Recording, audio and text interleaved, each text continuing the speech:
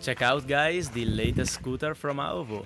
The XScooter X1 is a beast of a scooter with its powerful motor, aggressive design and sturdy build quality. All for under 550 euros. Should you buy it? Let's find out. The XScooter X1 has an outstanding build quality that blows other scooters away. It's built out of solid aluminum and steel, which add up to its futuristic look that I really enjoy. The sturdy build quality makes you feel confident and secure while riding it, even at higher speeds. Speaking of speeds, let's do a top speed run to see how fast it can really go.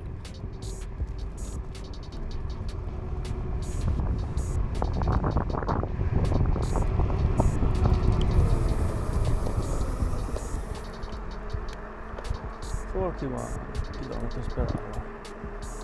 This high speed is provided by the powerful 500 watts hub motor located in the back wheel, which is dead silent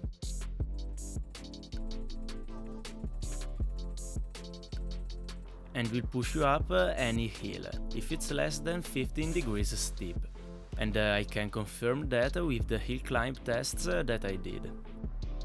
This is the climb that I use to test the climbing ability of electric vehicles, and in the first section I'm able to keep a respectable speed of 26 km/h.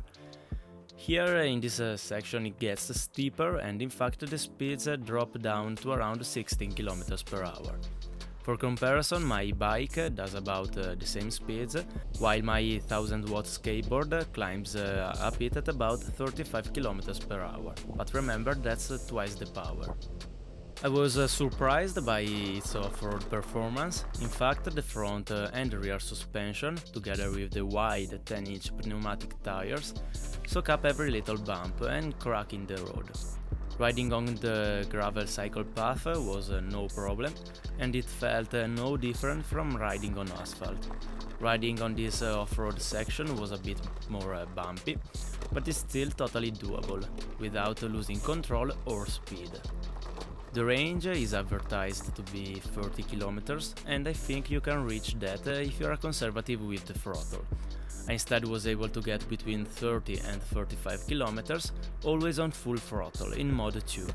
Not bad considering the 48 volts 13.5 Ah battery it is equipped with.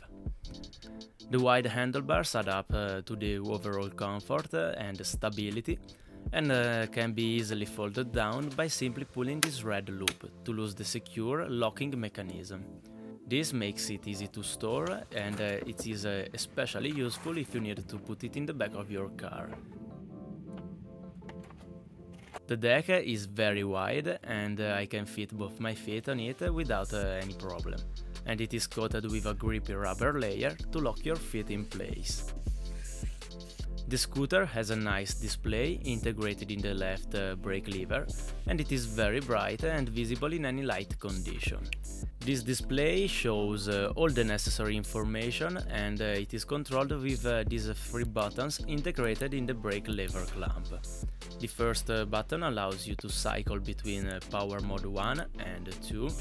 Power mode 1 will limit the power and also the speed to about 20 km/h, while mode 2 will unlock the power and will allow you to reach speeds upwards of 25 km/h. But you can change the speed limit in the settings to reach about 40 km/h.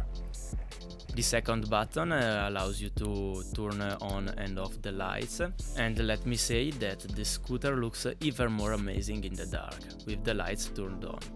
As you can see, it has a red bar on each side, which looks amazing in the dark and makes the scooter very visible at night, together with the rear tail light, which gets brighter when braking, and the 2 bright headlights that allow this scooter to be ridden even in pitch black.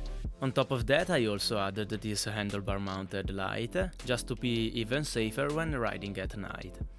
The last button allows you to check the odometer, grip distance, and if there are any errors. To finish things off, there is a thumb throttle that allows you to adjust your speed, located beside the right grip.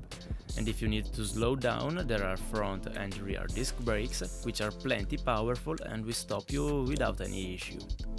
So, should you buy this scooter? I absolutely think so, especially considering the convenient price you can get with the link in the description below. If you liked this video, consider giving a like, and if you're interested in more electric vehicles review, watch this playlist right here. I will see you soon.